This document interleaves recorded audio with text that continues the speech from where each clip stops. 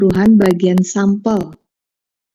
Nah, tidak bergantung berapa banyak fase yang ada. Jadi, kalau kita lihat di gambar 4.8 di sini, nah kita lihat di sini. Nah, ketika mencapai kesetimbangan, artinya kalau kemarin kita sudah bahas bahwa pada saat transisi fase itu terjadi kesetimbangan dua fase. Di mana posisinya? Ya pada batas garis diagram fase yang kemarin saya tunjukkan, kan ya. Nah, di situ ada kesetimbangan dua fase.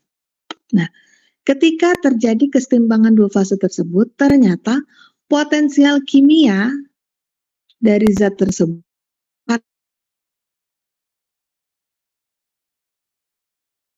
sama, walaupun fasenya berbeda. Nah, kalau kita lihat di sini, misalkan ini adalah cairan yang biru tua ini. Nah, potensial kimia di fase cair dan di fase uap ini akan sama. Nah, karena pada saat transisi fase ini sama, kemudian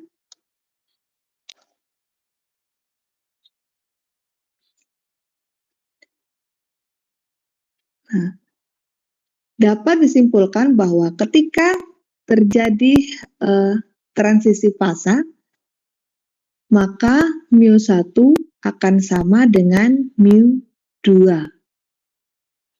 Nah, di mana pada suhu transisi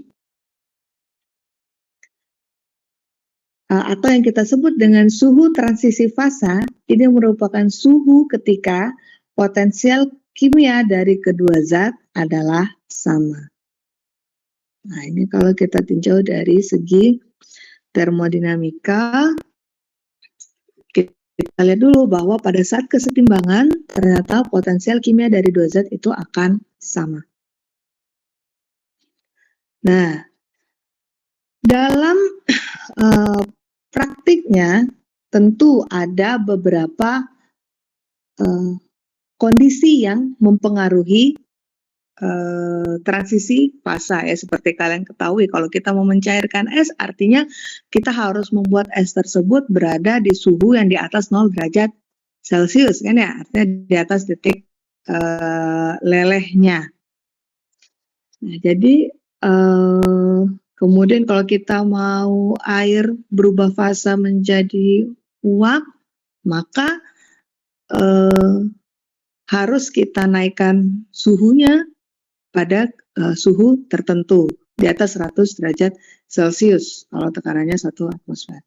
Nah, jadi di sini kita mau melihat pengaruh atau kebergantungan stabilitas terhadap berbagai kondisi.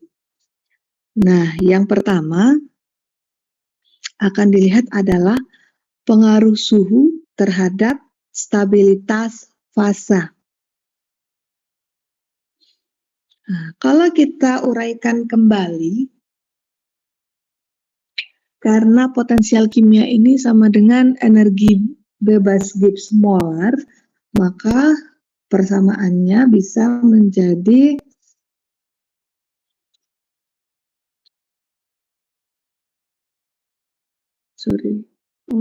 tidak bisa ditulis, sorry.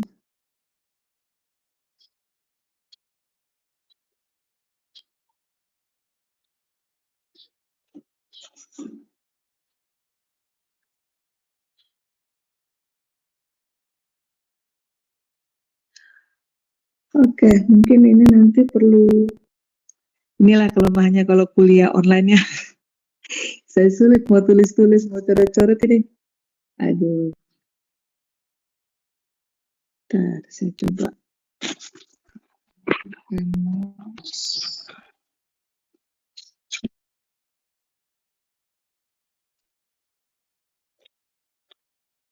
Kalian kalau ada yang tidak paham boleh langsung ditanyakan ya.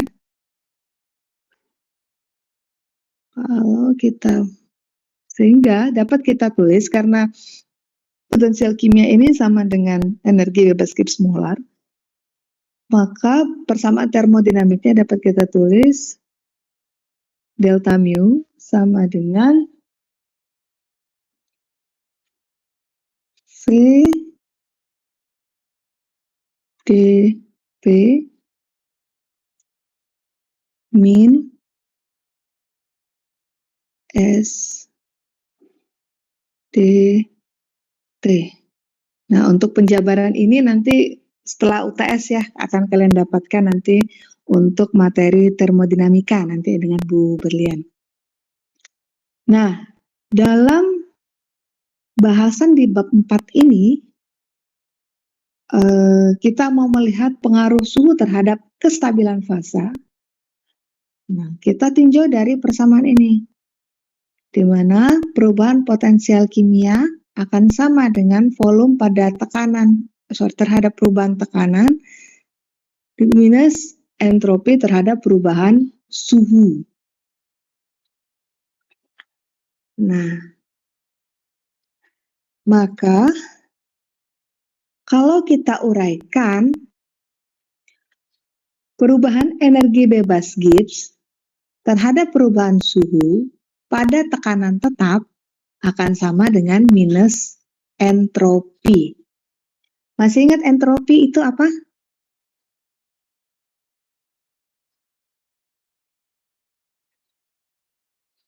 Halo, di sini bangun ya semua ya.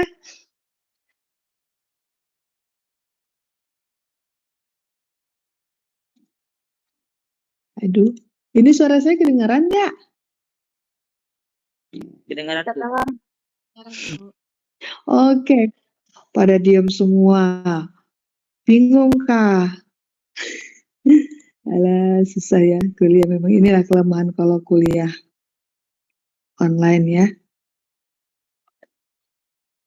Tapi teman-temannya semua tahu ya hari ini kuliah online ya. Ini kok pesertanya cuma 26 ini. Ada yang ikut sosialisasi LBSK, Bu. Oh, oke. Baik. Oke. Yang LBSK nih ikut apanya? Kegiatan apa? Yang antar surat itu kah? Iya, Bu. Oh. Kok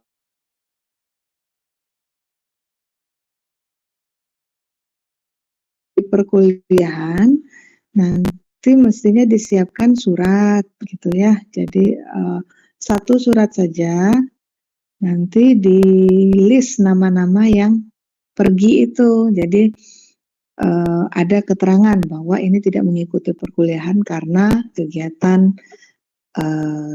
kegiatan eksternal kampus gitu. Ada surat izinnya ya. Oke, ya sebentar sebelum saya lanjut nih, kalian bisa nyambung nggak nih? Nanti makin ke bawah makin sulit soalnya. Ada yang mau ditanyakan nggak?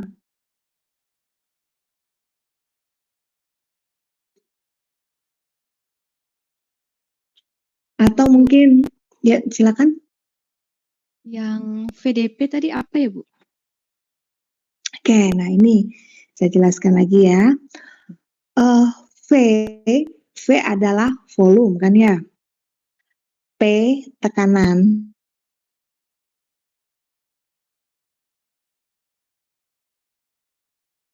Adalah suhu. Seluruhnya ini adalah besaran-besaran termodinamika. Nah, untuk penguraian persamaan termodinamika ini sebetulnya nanti kalian akan dapat di setelah UTS ya, materi termodinamika.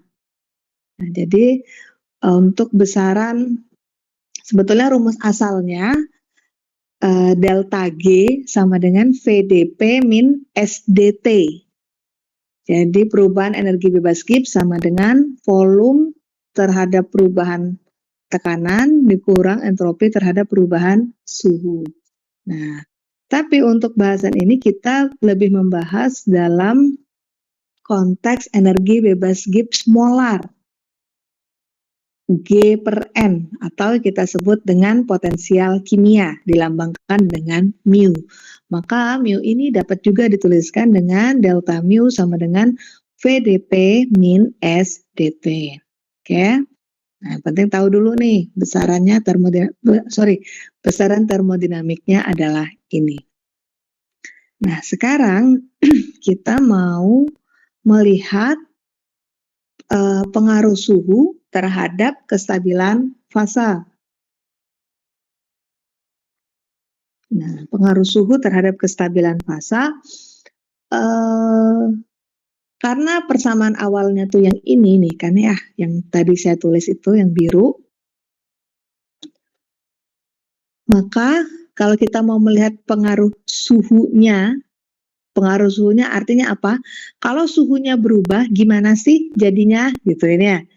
Nah, jadi di sini kita buat persamaan matematisnya sebagai berikut. Perubahan energi bebas Gibbs terhadap perubahan suhu pada tekanan tetap. Karena kita mau melihat pengaruh suhunya saja, jadi pengaruh tekanannya kita buat tetap. Ya, P-nya ini kita buat tetap. Maka kita tuliskan persamaan matematisnya perubahan energi bebas Gibbs terhadap perubahan suhu pada tekanan tetap akan sama dengan min S atau minus entropi. Nah, kalau kita ubah ke dalam potensial kimia, maka dapat dituliskan perubahan potensial kimia terhadap perubahan suhu pada tekanan tetap akan sama dengan min entropi molar. Kenapa ada M-nya di sini, entropi molar? Karena potensial kimia ini adalah G per N, maka di sini juga entropinya adalah S per N. Atau dengan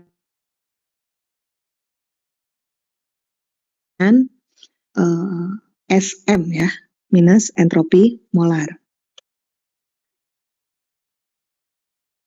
Nah, sehingga dari sini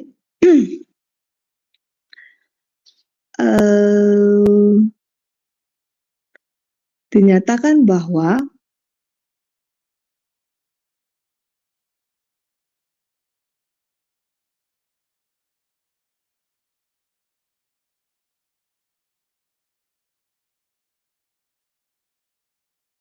dari zat akan menurun. Untuk plotnya diplotkan seperti pada gambar 4.9. Kita lihat yang ini gradasi warnanya kelihatan nggak? Gradasi warna solid, liquid, dan gasnya kelihatan? Kelihatan, Bu. Oke. Nah, kita lihat di sini potensial kimia untuk solid garis yang pertama, kemudian potensial kimia liquid garis kedua, dan potensial kimia gas itu adalah garis ketiga. Nah, di sini pada batas fase, kita lihat di sini ini ada batas fasenya, suhu transisinya. Nah, pada pertemuan ini potensial kimia solid dan liquid di sini. Nah, ini adalah suhu transisi fasenya kalau kita tarik ke bawah. Plot suhu X-nya ini adalah suhu transisi fasenya. Kalau dari solid ke liquid, maka kita namakan ini adalah titik beku atau titik leleh. Pada titik ini, potensial kimia solid dan potensial kimia liquid akan sama. Begitu juga untuk dari fase liquid gas. Di sini transisi fase ke gas, suhu transisinya kita namakan dengan titik didih. Poin ini terjadi kesetimbangan antara fase liquid dan fase gas.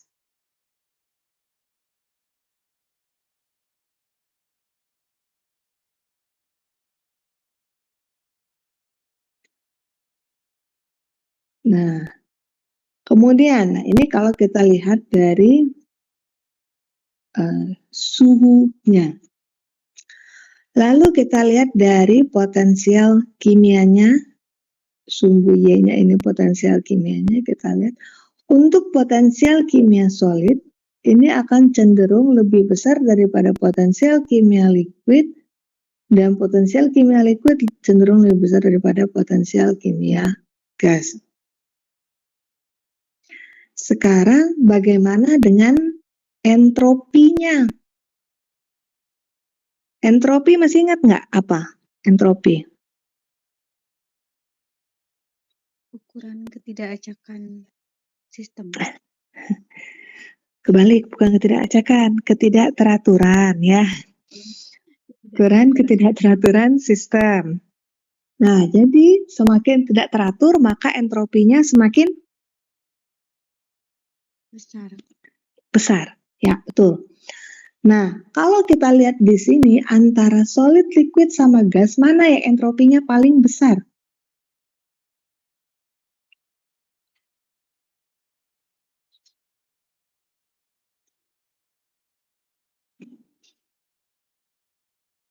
Ayo coba di logika saja antara solid, liquid, sama gas, mana yang entropinya paling besar?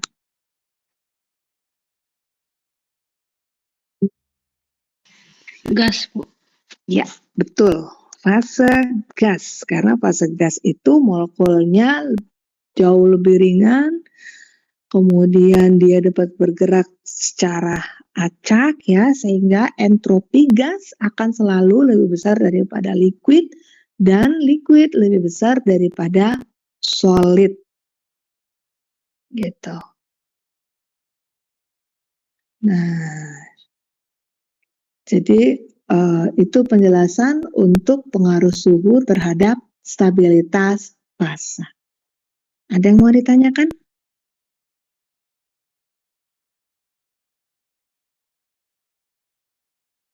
Paham nggak nih?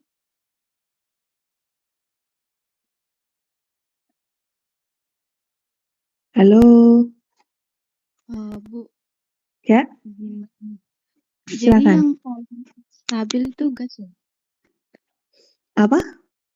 Yang paling stabil gas ya, fasenya. Gini, tergantung kondisinya. Kan tadi kita tinjau dari pengaruh suhunya kan ya. Kalau sampai TF, maka yang stabil adalah fase solid. Antara TF sampai TB, antara freezing point sampai boiling point, yang stabil adalah fase liquidnya, sedangkan di atas boiling point yang stabil adalah fase gasnya. Gitu. Jadi pengaruh suhu terhadap stabilitas fase itu seperti apa? Ya, selama dia di bawah freezing point, maka yang stabil adalah fase solid. Antara freezing point sampai boiling point, yang stabil adalah fase liquidnya, sedangkan di atas boiling point yang stabil adalah fase gasnya. Gitu.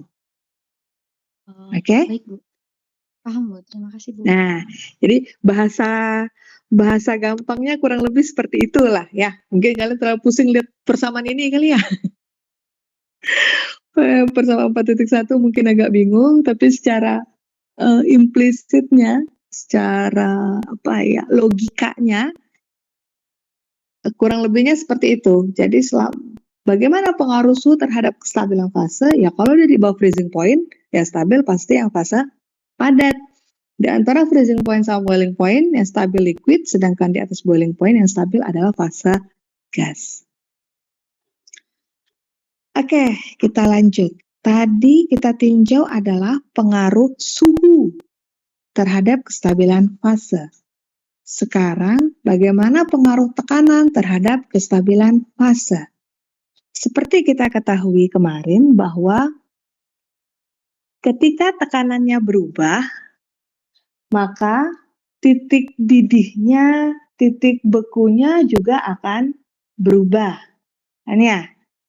Nah, jadi selain ada pengaruh suhu, juga akan ada pengaruh dari tekanan.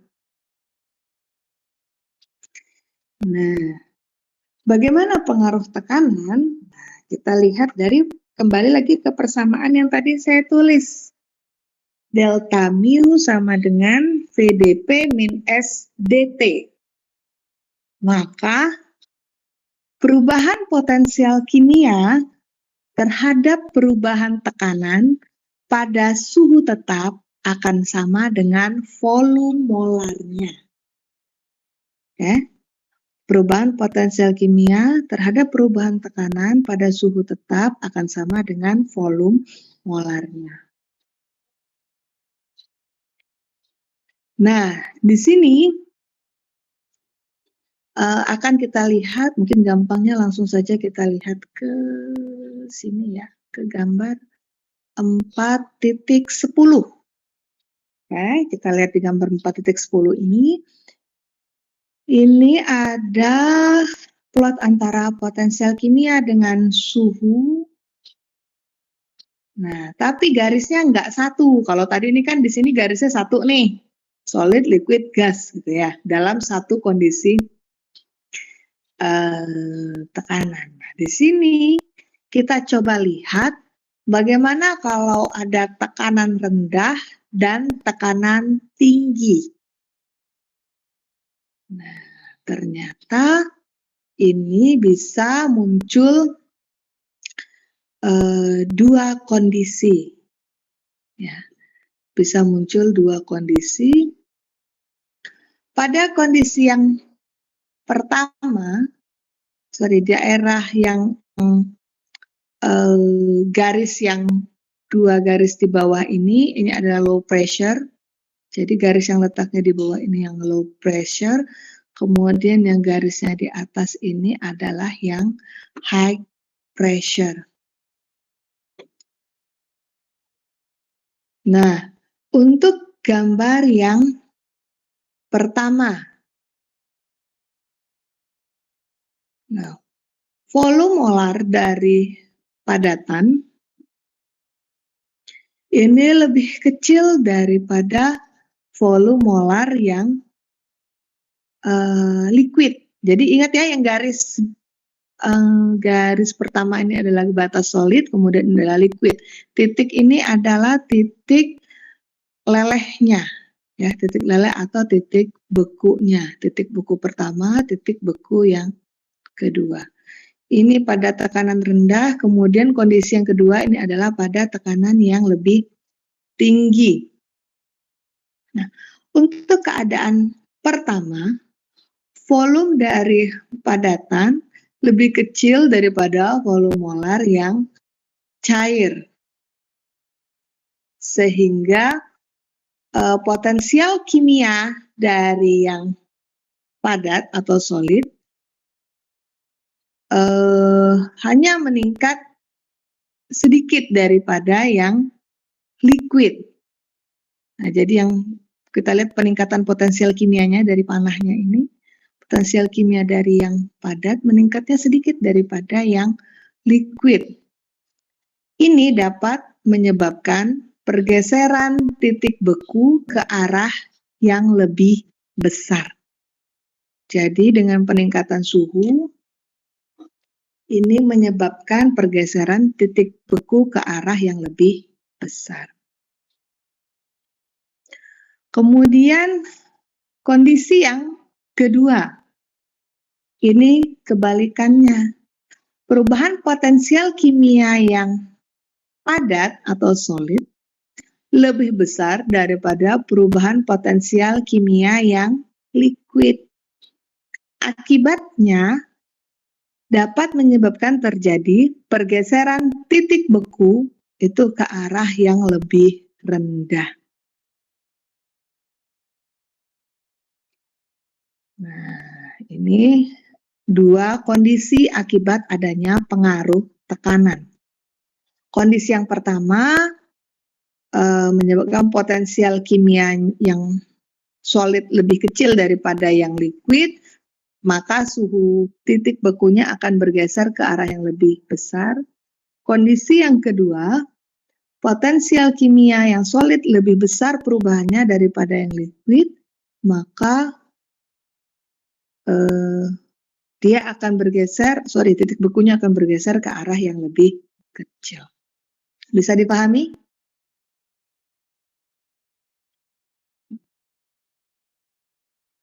Panah-panah yang ini menunjukkan perubahan potensial kimia. Ya, supaya nggak bingung, panah ini menunjukkan perubahan potensial kimia. Oke, ada yang mau ditanyakan?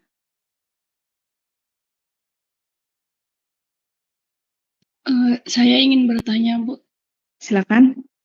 Itu apa yang menyebabkan dia bisa ada dua kondisi gitu, Bu? Satu kondisi dia malah yang liquidnya lebih besar, yang satu kondisi liquidnya malah lebih kecil gitu. Oke, ini sebetulnya kembali tergantung pada sifat zatnya sendiri. Tergantung dari masing-masing zatnya.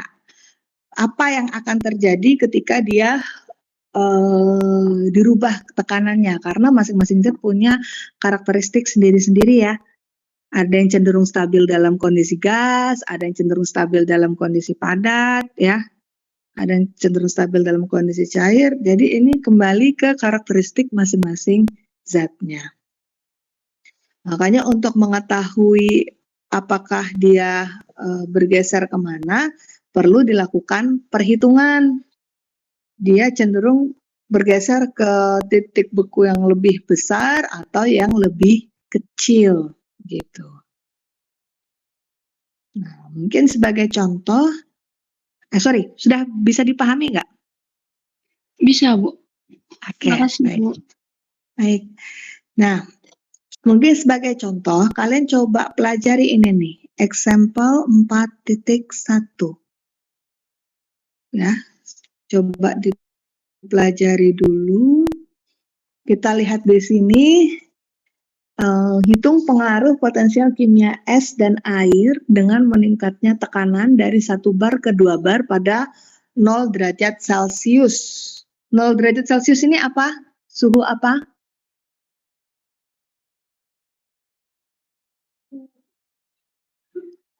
Ayo, 0 derajat Celcius.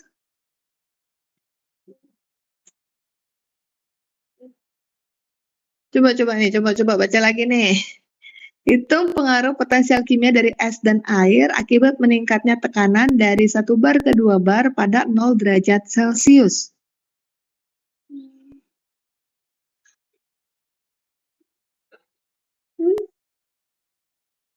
Coba, 0 derajat Celcius ini apa?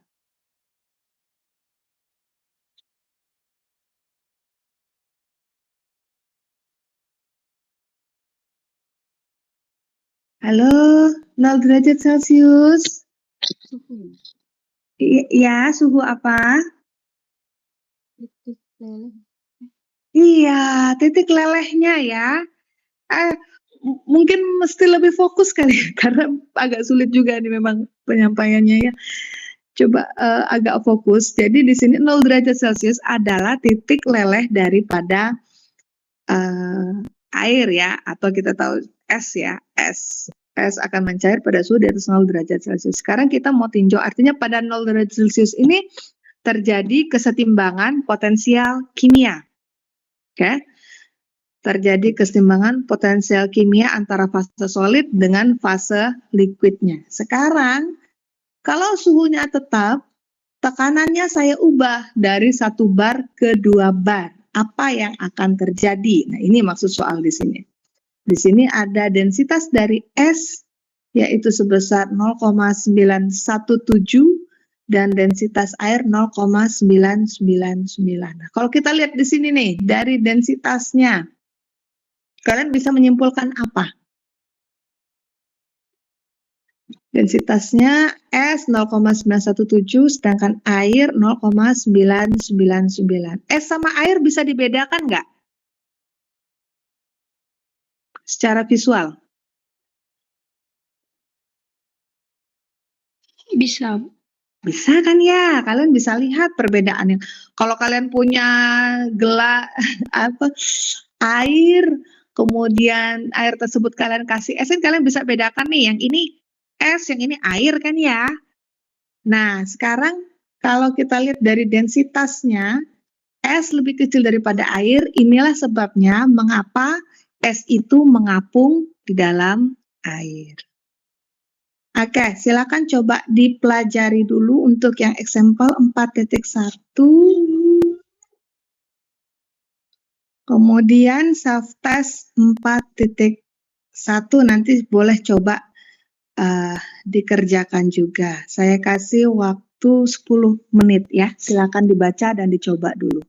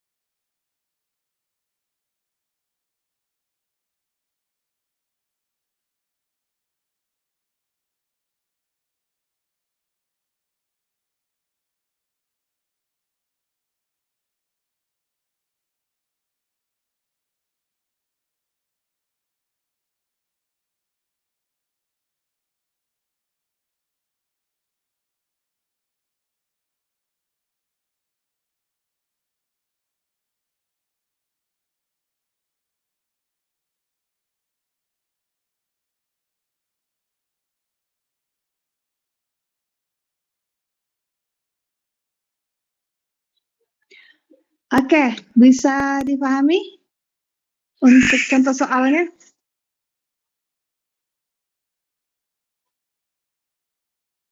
Bisa, Bu. Untuk contoh soalnya bisa ya? Oke. Nah, di sini kita lihat untuk yang es dan air. S artinya potensial kimia pada fase padatnya. Kemudian yang air ini adalah perubahan potensial kimia untuk fase liquidnya. Kita lihat di sini untuk yang S, perubahan potensial kimianya 1,97, sedangkan untuk yang air, perubahan potensial kimianya adalah 1,80. Artinya dia sesuai dengan grafik yang B, kan ya? Di mana potensial kimia yang padat lebih besar daripada potensial kimia yang cair. Nah, karena dia sesuai dengan yang B, artinya peningkatan tekanan menyebabkan titik bekunya bergeser ke arah yang lebih kecil, kan ya? Jadi diperbesar tekanannya, maka proses pelelehannya akan lebih cepat. Karena apa? Karena titik bekunya bergeser ke arah yang lebih kecil. Makanya di sini dikatakan bahwa ketika tekanannya berubah menjadi 2 bar, dia akan cenderung untuk meleleh. Oke, bisa dipahami?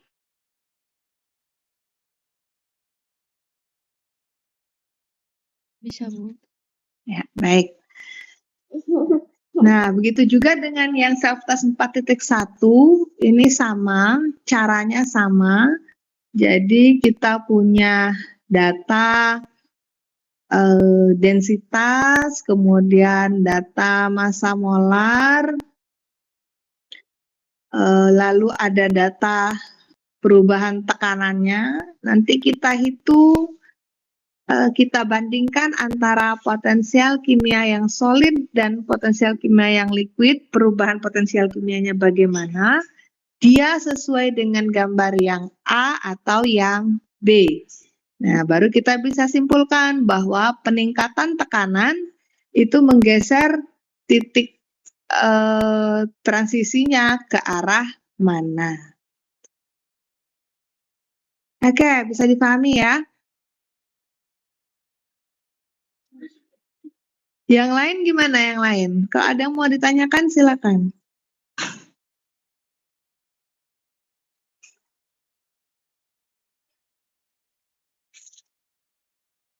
Kalau ada yang mau ditanyakan silakan.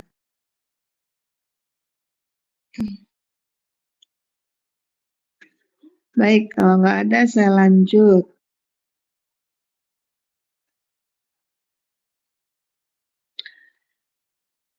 Nah, kemudian selanjutnya pengaruh tekanan yang diberikan terhadap tekanan uap sistem. Nah, sekarang ketika tekanan diberikan terhadap suatu fase yang sudah terkondensasi, maka tekanan uapnya akan meningkat. Kenapa demikian? Ini disebabkan molekul yang keluar dari fase dan terlepas membentuk gas. Jadi ilustrasinya seperti gambar ini. Nah, ini ada sistem, kemudian diberi tekanan eksternal, ya, diberi tekanan luar.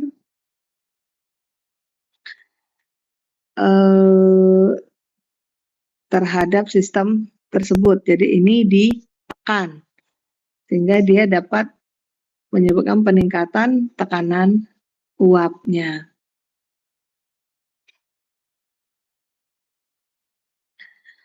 Nah, kemudian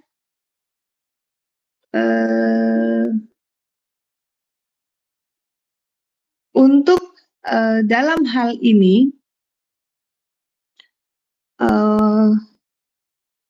bagaimana tekanan uapnya akibat adanya tekanan yang diberikan, ya,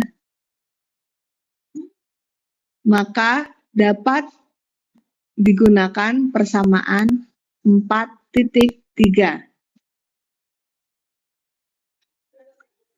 Nah, di mana tekanan uap akan sama dengan tekanan zat murni E pangkat volume molar liquid dikali perubahan tekanan yang diberikan per RT.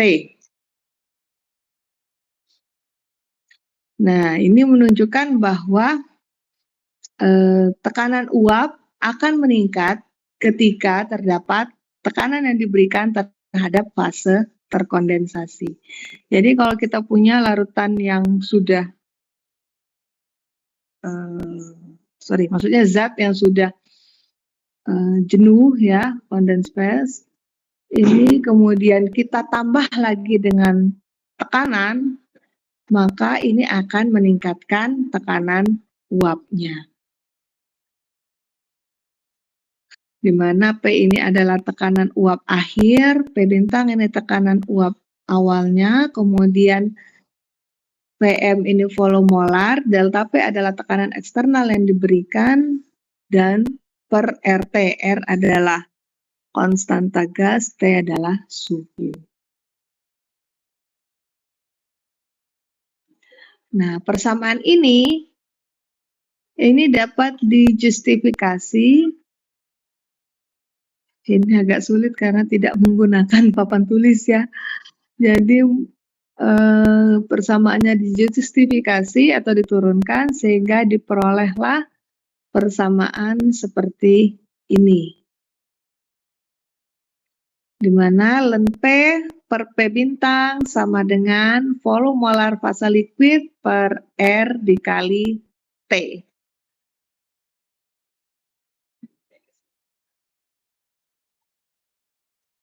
Oke, nah ini jadi dari persamaan 4.3 ini dapat diatur ulang menjadi persamaan ini. Ln P per P bintang sama dengan volume molar liquid per RT dikali delta P. Nah, ini ada contoh di illustration 4.1, bagaimana pengaruh tekanan luar atau tekanan yang diberikan terhadap tekanan uap dari air fasa liquid. Air punya densitas 0,997 gram per cm kubik pada suhu 25 derajat Celcius. Nah, volume molarnya adalah 18,1 cm kubik per mol. Ketika diberikan tekanan luar sebesar 10 bar, maka dapat dihitung ln P per P bintangnya kan sama dengan volume molar liquid per RT dikali delta P. Maka ini kita masukkan volume molarnya tadi 18,1 kemudian dikali delta P per RT. Nah, di sini ada konversi satuan, ya. Jadi dari cm kubik ke meter kubik. Kemudian di sini dihitung, maka menunjukkan bahwa tekanan uapnya itu akan sama dengan 1,0073 P bintang terhadap tekanan uap awalnya. Sehingga dapat dikatakan peningkatannya sebesar sekitar 0,73%. Jadi untuk menggunakan rumus ini akan lebih mudah dengan model rumus yang seperti ini. Ln P per P bintang sama dengan volume molar liquid per RT dikali delta P. Sehingga dapat dikatakan bahwa peningkatannya yaitu sekitar 0,73%.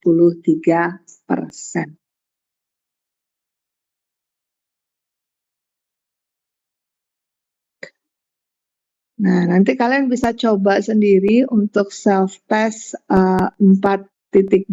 Ini caranya sama. Berapa yang ditanya, berapa persen peningkatan tekanan tekanan uapnya dengan kondisi sebagai berikut.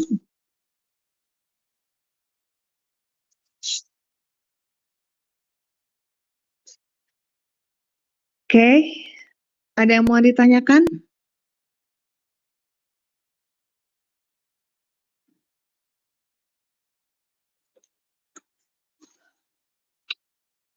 Ada yang mau ditanyakan?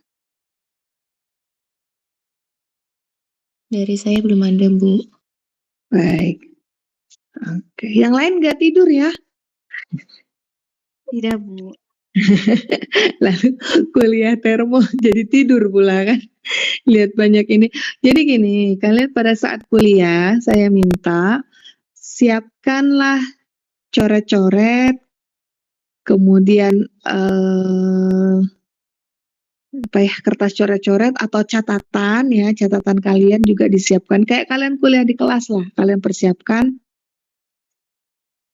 Siapkan juga kalkulator. Jadi kalian pada saat mencoba soal gitu bisa langsung kalian coba. Langsung dihitung-hitung di situ, gitu ya. Ya, memang ini mungkin perlu kalian baca lagi nanti untuk teori-teorinya, nanti silakan dibaca-baca lagi. Oke, itu untuk pengaruh suhu dan pengaruh tekanan terhadap kestabilan fasa ya. Jadi kita tadi sudah tinjau hal tersebut, bagaimana pengaruh suhu dan bagaimana pengaruh tekanan. Selanjutnya ini ada lokasi batas fase. Oke, sebetulnya soal lokasi batas fase ini tadinya mau saya berikan besok, sekalian bahas yang klasifikasi Ehrenfest ini. Tapi oke, saya kasih permulaan dulu saja. Lokasi batas fase. Nah, di sini kita lihat ada plot antara tekanan dan suhu. Nah, ketika tekanan diberikan kepada sistem, maka dapat terbentuk dua fase, di mana dia bisa berkesetimbangan pada lokasi titik A dan titik B. Ini maksudnya gini, pada suhu dan tekanan ini dapat terjadi transisi fase kan ya. Begitu juga di titik B. Jadi sepanjang garis ini yang saya ulang-ulang dari kemarin, sepanjang garis ini adalah lokasi batas fase. Nah, apa maknanya? Nah, di sepanjang garis ini terjadi kesetimbangan dua fase. Di sini disebutkan fasenya fase alfa dan fase beta. Ya, kalian bisa juga supaya gampang bayanginnya mungkin satu fase padat, satu fase cair, atau satu fase cair, satu fase uap. Tapi nanti bahasan ke depannya, kenapa di sini dituliskan alfa dan beta? Karena fase itu tidak sesederhana es yang meleleh gitu ya, padat menjadi cair gitu. Nah, fase itu bisa jadi ada perubahan kayak ini kemarin, mana sih? Helium ya kemarin ya. Saya kembali lagi ke atas. Nah, helium kita lihat di sini ada helium 1, ada helium 2. Dia sama-sama liquid tapi fasenya berbeda. Gitu. Jadi makanya saya bilang kalau kita ngomong fase ini tidak sesederhana es yang mencair, ada padat dan ada cairnya. Bisa jadi ini liquid sama liquid, sama-sama liquid tapi dia fasenya berbeda. Kalau bayangin bagaimana sih Bu air yang ada 2 fasenya? Kalian bisa coba lihat air sama minyak hanya, tapi itu kan campuran ya. Ini zat murni yang kita omongkan sekarang zat murni. Nah, kalau kurang lebihnya seperti itu. Jadi ada 2 fase cair yang saling terpisah. Gitu juga dengan padatan, kita lihat di sini di helium juga nih ada contohnya. Ini ada solid yang strukturnya body center kubik BCC, ada solid yang strukturnya HCP, hexagonal close pack. Nah, ini sama-sama padatan tapi dia punya fasa yang berbeda. Nah, makanya pada bahasan lokasi batas fase tadi itu fasenya dituliskan sebagai fase alfa dan fase beta ya. Jadi dari sepanjang garis ini kemudian diambil 2 titik untuk studi, yaitu titik A dan titik B. Nah, dari titik A ke titik B ini ada peningkatan suhu dan ada peningkatan tekanan. Ya, jadi di sini ada pergeseran dari titik A dan titik B. Nah, kemudian karena sepanjang garis ini adalah batas fase, tadi kita juga sudah ketahui bahwa pada batas fase tersebut terjadi kesetimbangan 2 fase. Sehingga untuk potensial kimia alfa pada suhu dan tekanan tetap akan sama dengan potensial kimia pada suhu dan tekanan tetap. Potensial kimia alfa pada suhu dan tekanan tetap di sini akan sama dengan pada potensial kimia beta pada suhu dan tekanan tetap. Nah, untuk menyelesaikan masalah ini, maka kita dapat mengetahui perhitungan untuk batas fasa.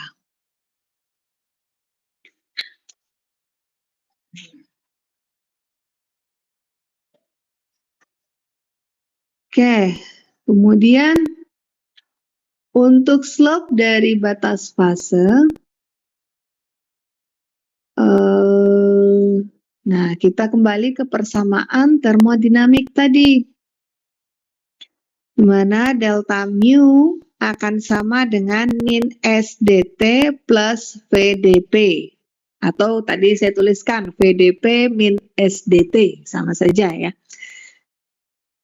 Nah, karena delta G sama dengan VDP min SDT, maka perubahan potensial kimia sama dengan min S molar DT plus volume molar DP, atau terhadap perubahan tekanan. Kemudian kita masukkan persamaan ini tadi ke ini, persamaan 4.4. Maka S molar alfa DT plus V molar alfa DP sama dengan min S molar beta DT plus V molar beta DP. Di mana S molar alfa dan S molar beta adalah entropi molar dari fase, sedangkan V alfa dan V beta adalah volume molar. Maka kemudian persamaan ini dapat diringkas seperti ini. Ini jadi ya pindah ruas saja ya sebetulnya ya. Jadi ini pindah ke sini, ini pindah ke sini, jadi volume sama volume, entropi sama entropi, sehingga dapatlah volume beta dikurang volume alfa dP sama dengan entropi beta dikurang entropi alfa dt. Persamaan ini dapat diatur lagi menjadi persamaan 4.6, di mana perubahan tekanan terhadap perubahan suhu akan sama dengan perubahan entropi transisi per perubahan volume transisi. Oke, jadi persamaan ini disebut juga dengan persamaan Clapeyron.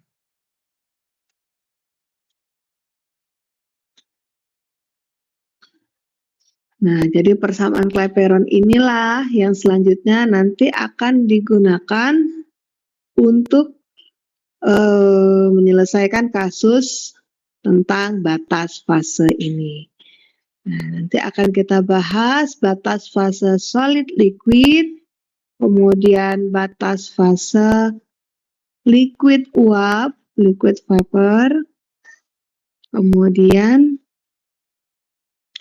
ada lagi batas fase solid vapor. Nah, ini untuk kasus-kasus yang sublimasi ya.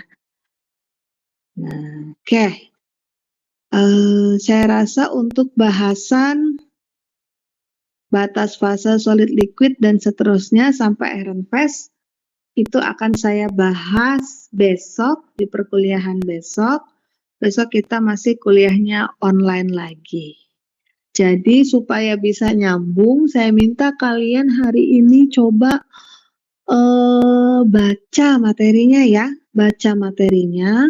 Nanti saya juga akan share slide, cuman slide saya nggak lengkap ya, jadi tetap perlu kalian baca lagi materinya. Nanti saya share slide-nya di Classroom, bisa kalian baca, tapi saya sebetulnya itu tadi tidak lengkap, jadi memang sebaiknya sambil baca juga. Oke, ada yang mau ditanyakan?